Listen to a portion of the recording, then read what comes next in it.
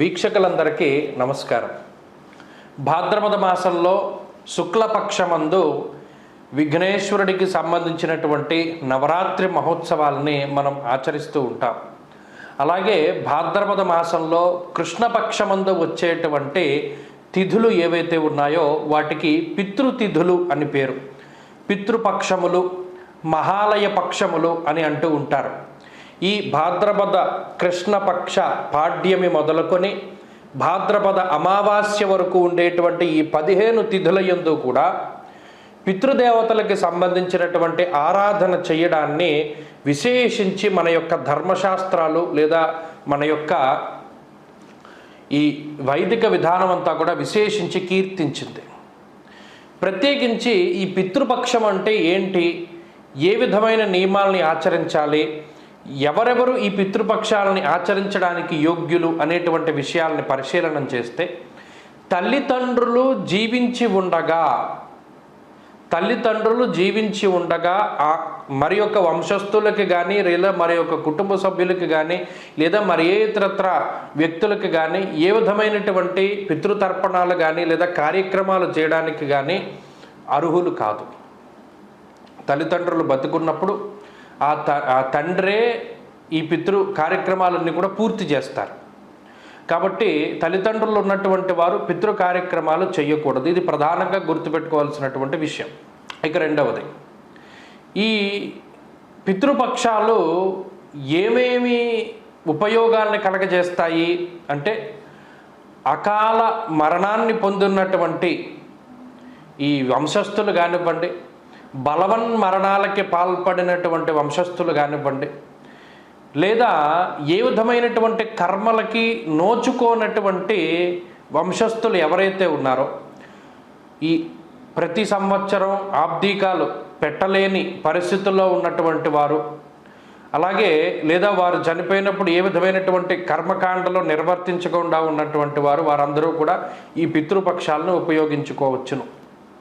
ప్రత్యేకించి ఏ తిథిలో అయితే మీ వంశస్థులు గతించారో ఆ తిథిలో వారికి సంబంధించినటువంటి కార్యక్రమాలు ప్రత్యేకించి ముఖ్యమైనటువంటి క్షేత్రాల్లో చేయవచ్చును, లేదా ఇంటి వద్దనైనా సరే ఆయా శ్రాద్ధాది కార్యక్రమాలు చేయడం ద్వారా వంశం తరిస్తుంది. ఎందుకంటే అమ్మవారు ఎప్పుడూ కూడా అటు పితృదేవతలకి దేవతలకి సమానంగా ఇస్తుంది.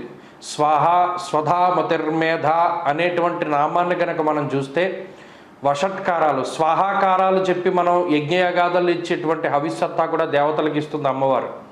అలాగే స్వధా అనేటువంటి పేరుతో మనం చేసేటువంటి ఈ పితృ కార్యక్రమాలన్నింటినీ కూడా పితృదేవతలకు అందిస్తూ ఉంటుంది. స్వాహాకారాలు స్వధాకారాలు ఇవన్నీ కూడా ఎవరికి చేర్చాలో వారికి చేరుస్తూ ఉంటుంది అమ్మవారు.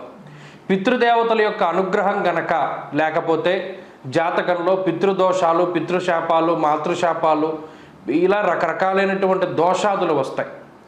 ఆ దోషాదులు రావడం వల్ల ఆ దోషాదులతో జన్మించినటువంటి వారికి జీవన విధానం సరిగా ఉండదు, వంశం నిర్వీర్యమైపోతూ ఉండడం, సంతానం అల్ప సంతానం కలగడం, కలిగి ఉన్న సంతానం మానసికంగా ఇబ్బందులు పడుతూ ఉండడం, వారికి ఎదుగుదల లేకపోవడం, లేదా వ్యతిరేకమైనటువంటి సంతానం కలగడం, లేదా అకారణంగా జీవితంలో ఉన్నట్టుండి వెనక్కి వెళ్ళిపోతూ ఉండడం, పరిస్థితులు అప్పుల పాలైపోవడం, మానసికమైనటువంటి భయాలు, అశాంతులు ఇలా ఏవైతే మన జీవితంలో జరుగుతూ ఉంటాయో వీటన్నిటికీ చాలా వరకు ఈ పితృదోషాదులు కారణమవుతూ ఉంటాయి. అందువల్ల ఆయా పితృదోషాదులు జాతకంలో కొంతమందికి పితృదోషం ఉంది, మాతృశాపం ఉంది, భ్రాతృశాపం ఉంది, లేదా ఈ రకరకాలైనటువంటి పితృదోషాలు ఉన్నాయని చెప్తూ ఉంటారు. వీరందరూ ఎక్కడెక్కడికో వెళ్ళి పూజాధికాలు చేసుకోనక్కర్లా, ఈ పితృతిథుల్లోనే రకరకాలైనటువంటి కార్యక్రమాలు చేసుకోవచ్చును. తిలతర్పణాలు, తిలహోమాదులు, శ్రాద్ధాది కార్యక్రమాలు, లేదా కనీసం పితృదేవతల పేరు మీద అన్నదానాదులు, ఇలా వస్త్రదానాదులు, ఇలా దశదానాదుల్లో ఏదైనా సరే చేయవచ్చును. అలా చేసినటువంటి పక్షంలో పితృదేవతల యొక్క అనుగ్రహం కలుగుతుంది. ఈ పితృపక్షాల్లో ప్రధానమైనటువంటి రోజులు ఉన్నాయి. ఇవి ప్రధానంగా 19వ తారీఖు సెప్టెంబర్ లగాయతు 2వ తారీఖు అక్టోబర్ వరకు ఈ 15 రోజులు కూడా మహాళయ పక్షాలు అంటారు. ఇందులో మహాభరణి అంటారు. ఈ భరణీ నక్షత్రానికి అధిపతి యముడు కాబట్టి భరణీ నక్షత్రంలో పెట్టేటువంటి శ్రాద్ధానికి విశేషమైన ప్రాధాన్యత. ఇది సెప్టెంబర్ 21వ తారీఖున ఉన్నది.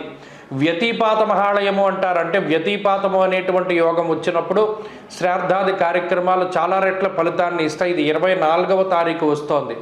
యతి మహాలయము అన్నారు. యతి మహాలయం కూడా చాలా విశేషం. అది సెప్టెంబర్ 29న వస్తోంది. మహాలయ అమావాస్య అక్టోబర్ 2వ తారీఖున వస్తోంది. ఈ రోజుల్లో ఎవరైతే ఈ పితృ కార్యక్రమాలు చేసుకుంటారో వారికి పితృదేవతల యొక్క అనుగ్రహం కలిగి వాళ్ళ వంశం తరిస్తుంది, వంశం ఉద్ధరింపబడుతుంది అని శాస్త్రంలో చెప్పబడింది. కాబట్టి సాధ్యమైనంత వరకు పితృదేవతల యొక్క ఆరాధన, ఇందాక చెప్పినట్టు తిల తర్పణాలు, తిల హోమాదులు, శ్రార్థాది కార్యక్రమాలు లేదా దశదానాదులు ఇవి ఏవైనా సరే పితృదేవతల పేర్ల మీద కూడా మనం చేసుకోవచ్చును. ఇవి కొన్ని విశేషమైనటువంటి క్షేత్రాల్లో చేస్తే దాని ఫలితం రెట్టింపు అవుతూ ఉంటుంది. ఎక్కడికి వెళ్ళలేనటువంటి పక్షంలో కనీసం ఇంటి దగ్గర అయినా సరే పితృదేవతల యొక్క స్మరణ చాలా విశేషమైనటువంటి ఫలితాన్ని ఇస్తుంది. వంశం ఉద్ధరింపబడుతుంది, అలాగే వంశోన్నతికి సహాయపడుతుంది, సంతాన ఉన్నతికి, సంతానాభివృద్ధికి కూడా ఇది అవకాశాన్ని కల్పిస్తుంది. కాబట్టి ఎప్పుడూ కూడా పూర్వీకుల యొక్క అనుగ్రహం చాలా ముఖ్యము. ఈ అనుగ్రహం అనేటువంటిది ఎలా ఉంటుంది? ఇదంతా మన డిఎన్ఏలోనే ఉంటుంది. ఇప్పుడు మీరు గమనించండి, పూర్వీకుల తాలూకు చేష్టలు కానీ, వారి శరీర అవయవాలు కానీ, పోలికలు కానీ ఇవి ఎక్కడో ఉండవు, మన శరీరంలోనే, మన బ్లడ్లోనే ఉంటాయి. తల్లిదండ్రులకు ఏదైనా దీర్ఘకాలిక వ్యాధి ఉంటే పిల్లలకు వస్తూ ఉంటుంది, జన్యుపరంగా వచ్చినటువంటివి అంటూ ఉంటారు. తాతలకు ఉన్నవి మనవాళ్ళకి రావడం ఇలా. ఎప్పుడైతే ఈ పరంపర అనేటువంటిది మనం ప్రత్యక్షంగా చూస్తున్నామో ఖచ్చితంగా పితృదేవతలు అనేటువంటి వారు ఉంటారు. వారి యొక్క అనుగ్రహం ఉంటే మనకి కొన్ని మంచి జరుగుతాయి, అనుగ్రహం లేకపోతే కొన్ని చెడు జరుగుతాయి. ఇవి అనువంశికంగా వస్తూ ఉన్నటువంటి విషయాలు. కాబట్టి వీటిని దృష్టిలో పెట్టుకుని ఈ సెప్టెంబర్ 19 నుండి అక్టోబర్ 2 వరకు వచ్చేటువంటి ఈ మహాలయ పక్షాలు అనేటువంటి వాటిల్లో పితృదేవతారాధన చెయ్యండి, వంశం తరింపజేసుకోండి, పితృదేవతల యొక్క అనుగ్రహాన్ని పొందండి. అలాగే మన భవిష్య దర్శిని సంస్థ ద్వారా కూడా ఈ దూరత్రా ఉండి ఈ కార్యక్రమాలవి దగ్గరగా చేసుకోలేనటువంటి వారు, కొంత ఎవరు దొరకనటువంటి వారు ఉన్నప్పుడు ఈ కార్యక్రమాలని వారికి లైవ్లో చూపించి చేసేటువంటి ప్రయత్నం చేస్తున్నారు. పిఠాపురము, అలాగే కొవ్వూరు, సప్తగోదావరి సంగమ ప్రాంతము, అలాగే అంతర్వేది సంగమం, వశిష్ఠ గోదావరి, నరసాపురం ఇత్యాది పుణ్యస్థలాల్లో ఈ పాదగయ క్షేత్రం, పిఠాపురాదుల్లో పుణ్యక్షేత్రాల్లో ఈ పిండ ప్రదానాది కార్యక్రమాలు ఇవి కూడా మన సంస్థ ద్వారా, ఎందుకంటే వీటి యొక్క ప్రాచుర్యం, వీటి యొక్క విలువ తెలియాలి, దీనికి ప్రాచుర్యం కలగాలి అనేటువంటి ఉద్దేశంతో దూరత్ర విదేశాల్లో ఉన్నటువంటి వారికి రాలేక చేయలేకపోతూ ఉన్నటువంటి వారికైనా సరే ఈ కార్యక్రమాలు మీ పేరున ఇక్కడ జరిపించడానికి అవకాశం ఉంటుంది. 9949127982 అనేటువంటి నెంబర్కి మీరు ప్రత్యక్షంగా కాంటాక్ట్ అవ్వచ్చు, లేదా మన స్క్రీన్ మీద కనబడుతూ ఉన్నటువంటి నెంబర్కి కాంటాక్ట్ అవ్వచ్చు. నెంబర్ మరి ఒక్కసారి చెప్తున్నాను, 9949127982. మూర్తి గారు ఆయన దగ్గరుండి మీకు జరిపిస్తారు. ఏ విధమైన సందేహాలున్నా మీరు కామెంట్ రూపంలో తెలియజేయండి, తప్పక స్పందిస్తాం. స్వస్తి.